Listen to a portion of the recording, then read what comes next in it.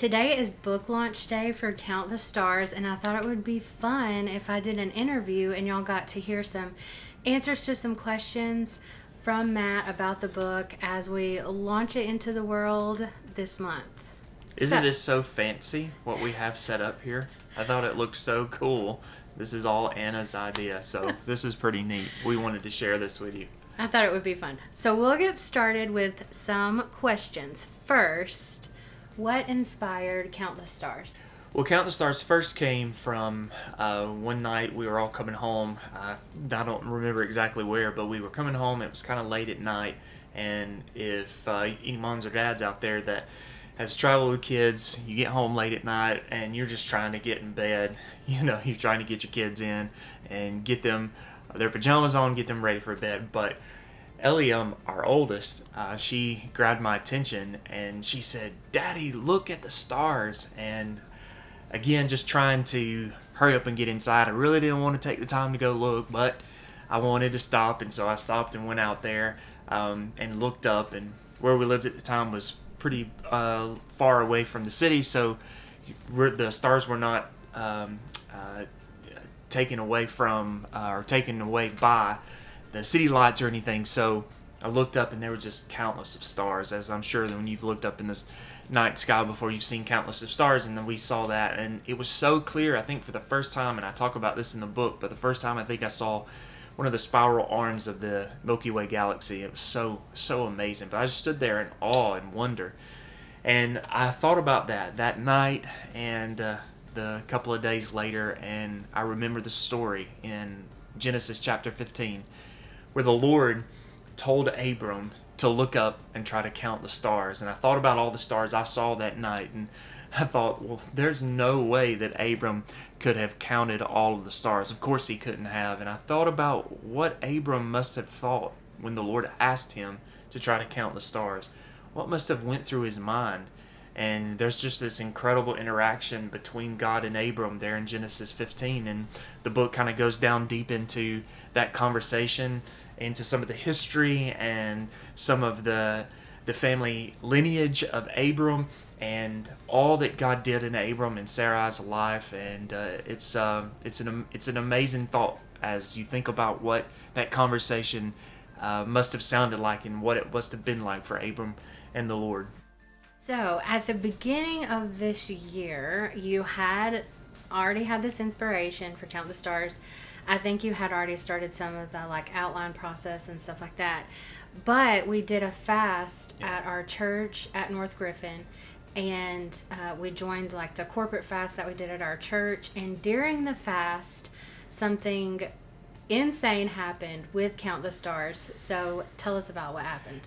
It's amazing what God has done with Count the Stars already, and it hasn't even come out yet. Today's the pre-sale launch, but it's pretty amazing. So as Anna said, the first of the year, we joined in the corporate fast with our church, the North Griffin CH Church here in Griffin, Georgia, and we're just praying and just asking the Lord just for what He wants in our lives and what's the next thing for our lives, and praying, just asking the Lord to get closer to Him. And if you've ever fasted and prayed before, then you know that during those times, God oftentimes will do something miraculous, something amazing, and He did in our lives. I'd already began, as Anna said, working on Count the Stars, and it was really more of just a thought in my mind. I had a little bit of an outline and kind of some plot points of things I wanted to bring out from the scriptures in Genesis 15. And so a publishing company reached out to me. They actually reached out to me about my first book, Follow Him. And with my first book, I had an amazing publisher, but they were a publisher that you paid them to publish your book. And they did an amazing job, a fantastic job with it. And I was proud to work with them again. I thought that's what I would do. But a publishing company saw Follow Him and they loved it. And they reached out to me and wanted to know if I had anything else that I was working on. And of course it was just the Lord, because it was during the fast that they reached out to me.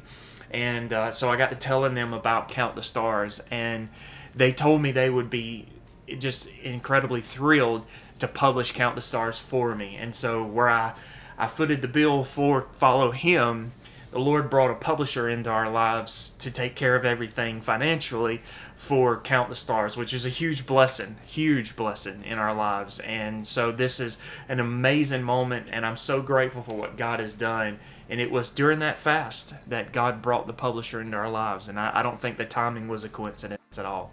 No, definitely not. It was amazing. So tell us, that leads me to my next question. Tell us kind of how the research process is for writing your book, specifically for Count the Stars. You said you had an outline. So then what was the research process like? I'm sure that every author is completely different, and everybody probably has a different process. But the way that I have processed now with the 3 books that I've written is everything first starts with a sermon. I'm a preacher. That's my first call. God called me at 13 to be a preacher, and so my first call is to share the good news. And so when God first started dealing with me about the message from Genesis 15, I started with a sermon, and the sermon was called Count the Stars. And it was just a really encouraging story, or a sermon, I should say, from Genesis 15. And it started there. But after I finished the sermon and preached it a few times at a few different places, a few different churches, and God used it to do some great things and bring some encouragement into lives, I really felt like the Lord kept dealing with me that there was more to it, that I should continue writing and continue researching. So I did. And I have an incredible privilege to be able to be an adjunct professor for Southeastern University in Lakeland, Florida. And so that avails me to be able to have a part in their library. And their online library is extensive. And so it's very easy to get online on their library and do my research. And so I just... in kind of what you do with Google, you just kind of start typing in Genesis 15, you type in Abram, you type in stars and all of these things, and you just start reading and reading and reading and lots more reading. And you find things that pertain to your book and things that teaches you about the subject, and you make notes and you make more notes and more notes until finally you're able to put together some sort of cohesive idea or journey through start to finish, and that's kind of what happened. And so lots of prayer, lots of outlines, and rewrites, a lot of rough drafts, going back and forth in yourself, praying the whole time, trying to hear the Lord's voice and be led by Him into what you're supposed to do. And so that's just a little bit of how it works. That sounds like a lot. Yeah. So that's another question. How do you find time to write? So we have 3 kids. Yeah.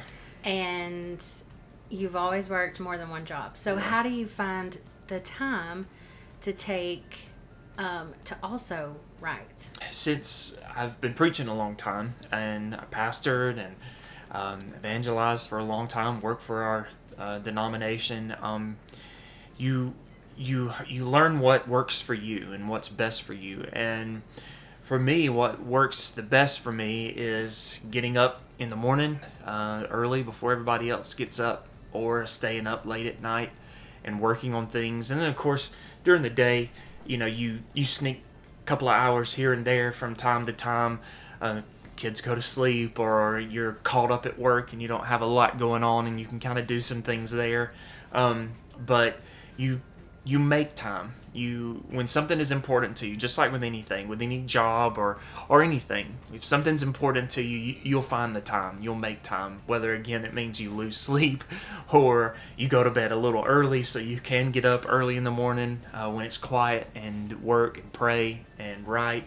And so that's what I did. I found time. I stole time, if you will, from different places and things.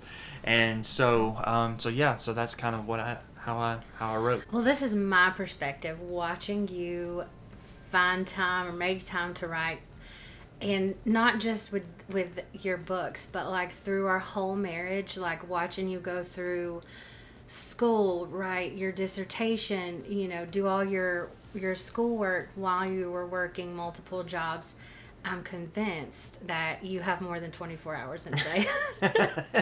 It seriously feels like it. Like, there's no way. I feel like God stretches your day and it's longer. Well, I certainly could Yes, I do feel like that sometimes, and it's just the Lord. Anything that we've been able to do in our family, and every little thing, even with your Turn to Little's business and all of the things you put out for discipleship for families and things. It's just the Lord. I mean, anything that we're able to do is just the Lord that helps us to do it.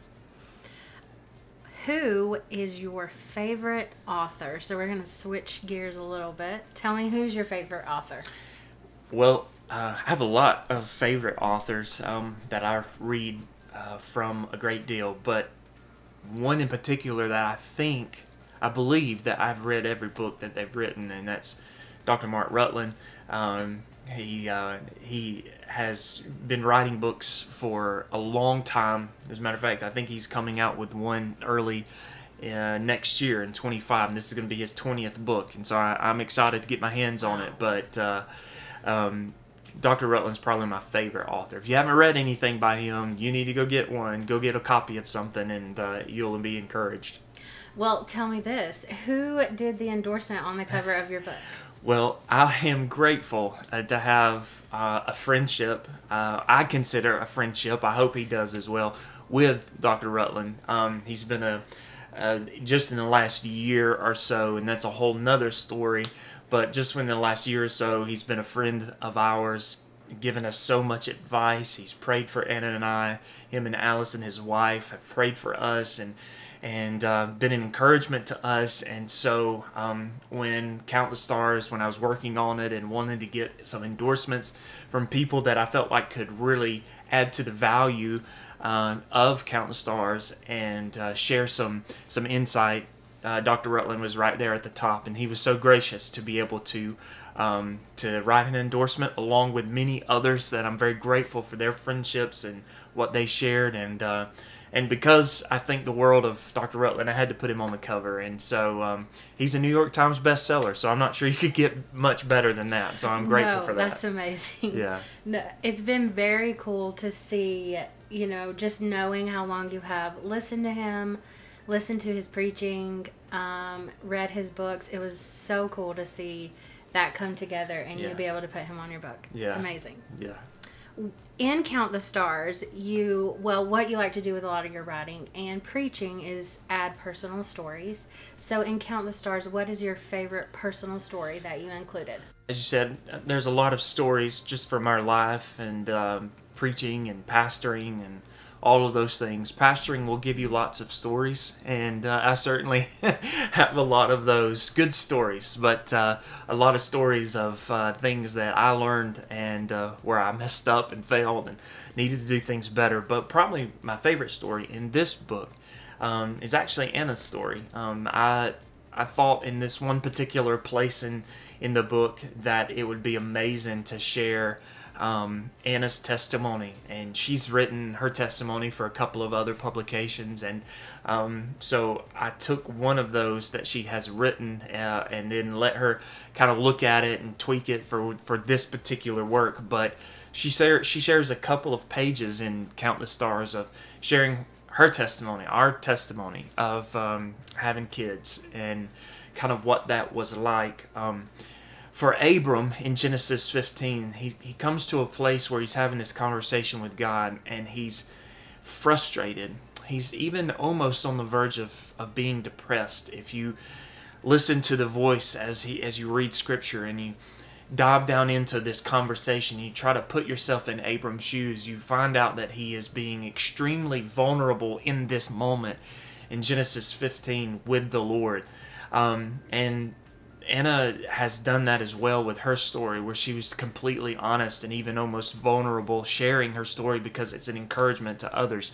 And so I think it's probably one of the most powerful moments in the book where I let Anna, or that's maybe not let Anna, but asked Anna to share her story and about us having our first child, Elia, in 2017. And so it's a pretty powerful moment. I don't want to give too much away because I want you to go and get the book, but I think it'll be encouraging to you. Yes, rereading it when the book came in and you showed me where it was, rereading it kind of refreshed all of those feelings and emotions that I was going through. I can't remember how many years ago it was that I wrote down the testimony. It was after we had Elia, our oldest. So she's 7 now, and now we have 3 kids. So it feels like so long ago that we went through infertility, and you kind of forget that those hard times. But it was a really good reminder. And I hope it's encouraging, you know, Abram's story, but also adding some of our story as well to be an encouragement. Yeah, really for sure. Absolutely. Well, that ties in really well to my next question. What do you hope people take away from Count the Stars after they read it? What do you hope they get from it? Well, I think the main themes or threads throughout the book is how that God has created us with innate value. We are valuable simply because God has made us, that He has given us His image. And because we are valuable, we're valuable to Him. Because of that, He desires to have not just an acquaintance with us, not just a relationship where we occasionally talk and occasionally meet up and see how things are going in our lives, but God wants an intimate relationship with us, an intimacy to which we can be open and honest with God, and a relationship that we understand that God wants the best for us, that He wants the absolute best for us in our lives. And certainly that's what He wanted for Abram and Sarai. And Abram was so frustrated with the Lord in Genesis 15, and you've got to read the book to really just understand it all, and read Scripture from Genesis chapter 12 all the way through Genesis 16, really, to get this amazing picture of what God is doing in Abram and Sarah's life. But Count the Stars shares this is an amazing story of how unlikely Abram was. If you'll learn as you read the book, you'll learn about Abram's past, where he comes from. And if you and I were to choose the person that you would say, okay, this person, God, is the person that you should use to bring in your own special people, the Jewish nation, who would you choose? You would choose somebody that was this amazing moral person, this amazing person from a great heritage and lineage of wonderful people, maybe preachers and evangelists and all that. That is not Abram's story.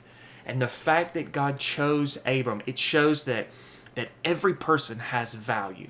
That God doesn't look at us and look at us and say, well, because of your choices, because of who you are, where you come from, your mom and dad, you're spoiled, you're wasted, you're no good. No. God choosing Abram shows us that He loves each and every one of us and can use each and every one of us no matter where we come from. And then being able to, as I've said several times now, just be able to be open with God and tell Him exactly what's on our heart. And then to see God's response to Abram, it's just beautiful. It's an amazing, encouraging story that when Abram was open and honest with God and even frustrated with God, not with anybody else, he was frustrated with God. God doesn't smite Abram. He doesn't punish Abram in some sort of way. But He accepts what He says, and He responds. And again, I don't want to give too much away. You've got to get the book and read it. But it's beautiful. And so there's just this beautiful thread of this incredible, intimate relationship throughout the book that God also wants to have with each and every one of us.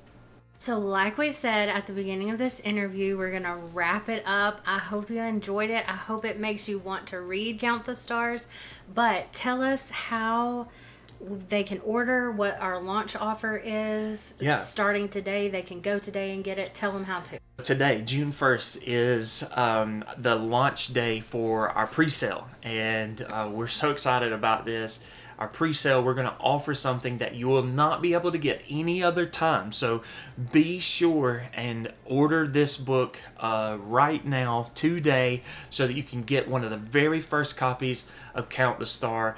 And let me just show you real quick. So you will get a signed copy of the book Count the Stars in this beautifully put together book, and I hope that you're able to get this. Also, along with it, you will get a sticker, and when you throw the sticker in, it just makes you want the book even more, right? And so you get a sticker along with the book, signed copy of the book, and just for $15. Again, this is a price that you won't see again. So it will retail for more than this when it releases everywhere else, but you can get it on my website right now, today, at MatthewRyanTurner.com. Right there on the home page, front page, you'll be able to check out. And so I want you to avail yourself to these resources. And there's other resources there as well.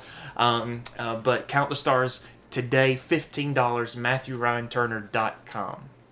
Well, thank you for tuning in to our interview, and let's show them again. So you get this and this, signed copy and a sticker, $15 for our launch price today. It starts today.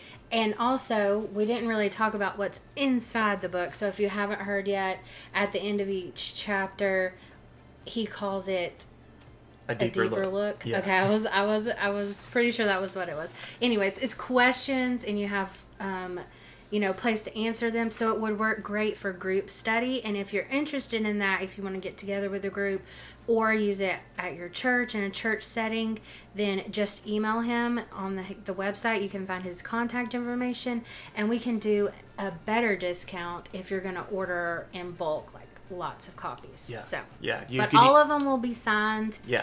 And all of them will come with a sticker during our launch time. Yeah. Did you have anything else? Yeah, you can email me, Matthew at MatthewRyanTurner.com, if you're interested in a bulk copy, and I can do an even better deal than the $15 if you order more than 5 at one time.